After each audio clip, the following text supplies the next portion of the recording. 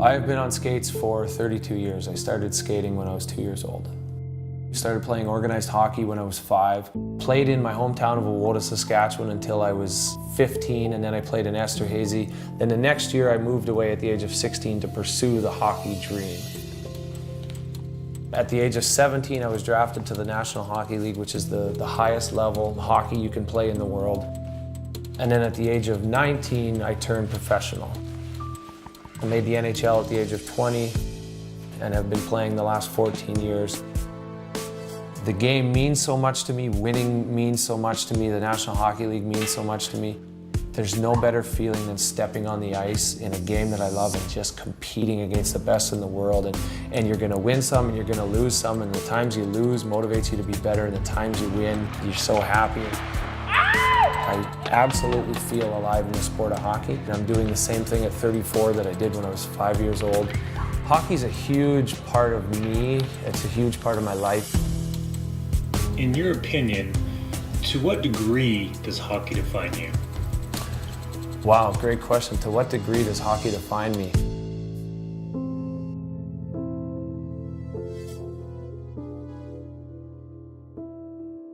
Good boy. Come here. Good boy. He's a good boy. Did you meet a buddy? Did you meet a buddy? Go, go, go, go. Torin, watch Harley. 0 calories burned. Just 0. Look at this. Standing and sniffing. Right, Mama? You don't like to run. You come to the park to check out the boys. It's safe to say that Harley lives a relatively carefree life. You come to the park to check out the boys. Ready? Ready? Ready? Things are a little more complicated for Brooks Laich. Come on. Come on. He's a 14-year NHL veteran, and for the first time in his career, he's an unrestricted free agent, meaning he can sign with any team that he wants. It also means there are no guarantees. With no team to provide him a city, he has planted roots in Los Angeles, California. And there's a very good reason for that. This is gonna sound cocky, but before Brooks met me, hockey was the #1 thing in his life. You know, arguably is the most important thing in his life for him, professionally, spiritually, mentally, all of those things. I mean, it's who he is. It has been his identity his whole life as far as, you know, I'm a hockey player. Jules brings everything to my life. I could have the greatest day ever at the gym or at the rink, and it pales in comparison to the moments that I get to spend with her when I'm around the house, making supper. Our family life is so strong. I can't imagine life without her anymore. We like to cook more than we like to eat out, and then usually she's been out all day, I've been out all day skating and working out, whatever, and this is kind of quality time together. Is it like a bonding thing? Hello? Sorry. Clearly a bonding thing, hey? What are you doing? I love you so much. Yeah, you say that now because you're mad that you were texting. You got caught on camera texting. Anybody who knows him knows that he's authentic, he's genuine, he's the most welcoming person you'll ever meet. You feel immediately comfortable and ready to just be you. And so I think for the first time, I felt safe to be myself, my goofy, crazy, wild, genuine self, and he was completely accepting of that, and in fact, encouraging. This looks good, babe. Julianne Hough has been a part of Brooks' life since 2013. She's both an actress and a singer, but most of her life has been devoted to dancing. Well, between the both of us, we've won 2 Dancing with the Stars titles, so that's pretty good, but I didn't win either of them. I'm 1,000% the better dancer in the relationship, but I will tell you, Brooks always is the one to ask us to dance. And I've begged her since we met to teach me how to dance. And even for our wedding, I didn't even get taught how to dance. And just out there on the floor, just flailing away, trying my best. But husband and wife trying to teach each other their sport or their, their career, whatever it may be, that can get a little heated sometimes, I'm pretty sure. So I'm like, hey, I love you too much to fight with you over dance moves. Admittedly, she had never seen much hockey before she met me. It's still fun because she's still learning hockey, so she asks some funny questions for me that I don't usually get asked. But the same for me with dancing, right? I never knew much about dancing until I met her, but I'm so thankful that she appreciates my passion and promotes me to do it. I think she's my #1 fan, along with probably my parents and my brother and sister, but she's an amazing, supportive wife. It's like Christmas, buddy. I'm 34 years old, which I've been fortunate enough to play in the National Hockey League for 14 years. The average career is only 5, so I'm very fortunate, but I still feel like I'm a kid, and I have so much hockey left in me. Now, the nature of the sport is it's trending super young. It's now a league of 22 to 26-year-olds are the most dominant players, and so I'm on the wrong side of 26. I'm trying to develop some momentum this summer, show that I'm still young, still have legs. The game still means a lot to me. Winning means a lot to me. And still searching for a contract for the fall because I want to continue my hockey league career and play as long as I can, play the sport that I love and try and compete for a Stanley Cup. The LA Kings offered Brooks a professional tryout agreement, or PTO. He now has a chance to earn a contract while attending training camp. I have so much hockey left in me, and I'd love to do it, love to play it for the LA Kings and be at home here with my wife. When we first met, he's had a bucket list, and one of his bucket list, moments was that he would finish hockey on his terms. Unfortunately, that might not be the case, but I think he's done a lot of self-work, and to be honest, CrossFit, working out, being in LA, having his friend group and community group that is CrossFit based, he's opened up his whole world to the fact that there is a lot that he has to offer and discover in the future.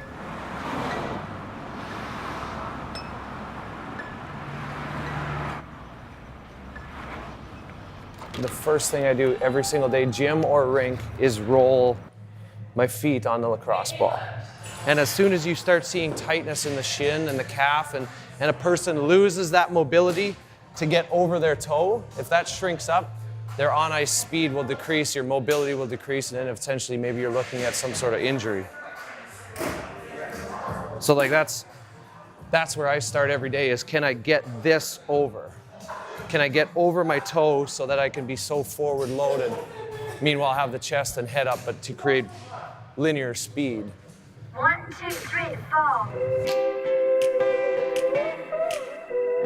At this point, you may be asking yourself, how does an established professional athlete pick up CrossFit as a training methodology? Well, it may have been fate. Would you play for a minimum salary contract? Yeah. Sure. What's the minimum salary at your level? 600 or something? Yeah. But I don't care, I'm at home. It's not about the money. I just want to play. It's so much Play, fun. yeah. Just want to play. Brooks is talking contracts with his good friend Lewis Howes, who happens to have trained under the 2010 CrossFit Games champion, Graham Holmberg. I used to play college football with a guy named Graham Holmberg back in 2005. So I started to train at his gym in Columbus, Ohio. Then when I moved out here to West Hollywood, I joined Brick. So when Brooks asked Lewis, where do athletes work out in LA? He sent him to Brick. Stepped in, saw open floor space, saw athletes, saw people doing things that I had never even experienced or seen before in my life, and was immediately hooked and said, okay, this is the place for me. This is where the athletes are. This is where I want to be. Good. Peel those shoulder blades back. Sees Flores, he's the head coach at Brick CrossFit. And my first day of training with him, he put me through about 30 tests, things I'd never done before, never explored before, never moved in that way before. And I pretty much failed every single one of them. There it is. 3, 2, 1. right at 14. Brooks' capacity is like no other. Hug, power, drive. Good. Perfect, 30 seconds. He has one of the best aerobic capacities I've ever seen. Yes, you're right, 26 to 28, averaging about a 140. Perfect pace. My biggest weakness when I first started CrossFit, I think, was just sounds surprising, but a lack of mobility. Foot out, drive up. Yes. Good rotation, good torque. He pointed out so many range of motion things that I couldn't do. Yeah. Good, good. Excellent. Even just an overhead squat. I mean, from playing hockey, I was so hunched over. We're working on new skills here. Yes. Tighten that core. Come on. Small steps. Small steps. There you go. Tighten up that core, feet together. I think that when people think elite athletes, they think that they move perfectly and that the reason that they're in their sport is because they're at their best. Well, for me, it's understanding that every athlete compensates. It's my position to figure out what he compensates, to understand those micro movements, and to help him improve on that so he can basically be the best at his sport. Come on. Don't let that drop past 800. Come on. 3, 2, 1. Woo-wee. C's is amazing at pushing mobility and pushing movement first before you do speed or weight or volume. You need to do the movements first, and his tagline is teaching athletes to move elegantly, and I think that's just so beautiful. He's absolutely fitter, and I think that you determine fit based on a few things. Not only through his characteristics of fitness, how much power and how much speed and stamina, but his movement. He moves extremely well. We took away those parking brakes.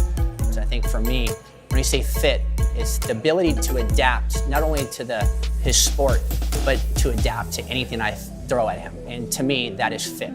Part of training as an athlete is to train for elite performance, which CrossFit obviously does. The other benefits of it is the injury prevention. My body is better to prevent injuries, better prepared to receive contact, in better alignment, more mobile than it's ever been before. CrossFit's absolutely made me a better hockey player. As long as he stays healthy, he can play in the league another 5 to 7 years. Oh, I tried, I saw it. People don't realize the type of person he is, the leader, his movement, his output. I think he can stay in the league as long as he maintains his body, and he would be a pretty damn good CrossFit athlete too. Whew.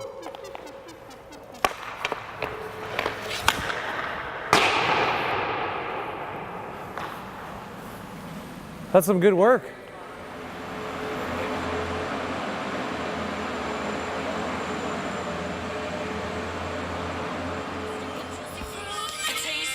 Come on, look at her. How old are you in this, babe? 19. She's singing it too. Although I didn't know that. I had a good friend one time tell me, if you want to make God laugh, tell him your plans. It was just the outfit, like the little shorts and the cowboy boots, like. And so ever since then, I've always been wary of predicting the future, but my wife and I are actually starting a really exciting chapter. Obviously just got married, and now we're not going to be doing long distance anymore. The 3.5 years we've done long distance with me playing hockey and her being in LA working, and we're going to be together. We're going to build our life together. We want to have kids. I'm hoping for 4. She's maybe talking about 2. So we'll see where that goes, but just exciting time to be alive. 34, my best days are absolutely still ahead of me, and I'm so curious to what I can create and accomplish every single day.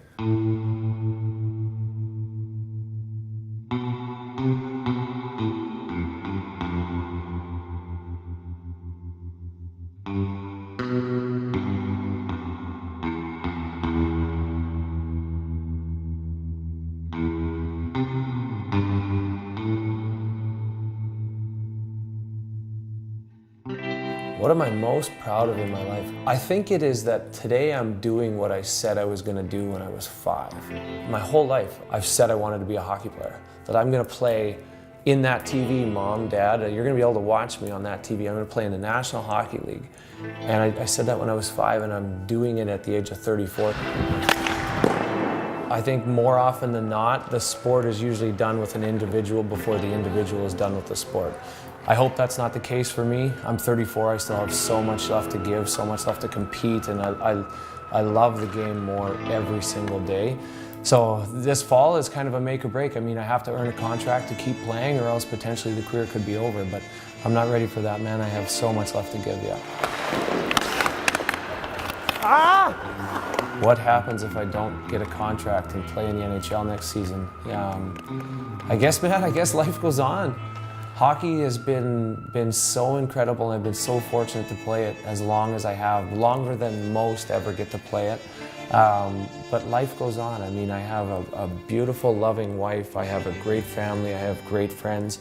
I feel like the greatest destiny is to be a great husband, great father, a family man, and a servant of humanity. And that's why I say that hockey doesn't define me. It's a part of who I am, but there's so much more to life than just hockey.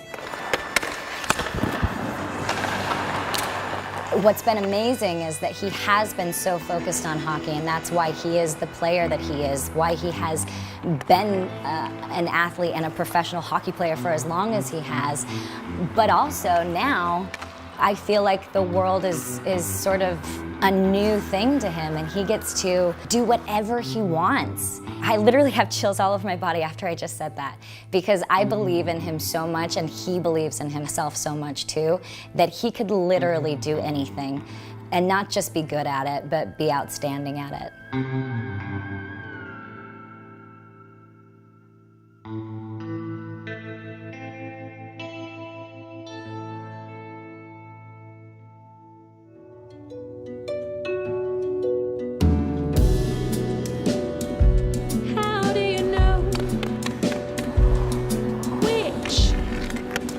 Where it's gonna go,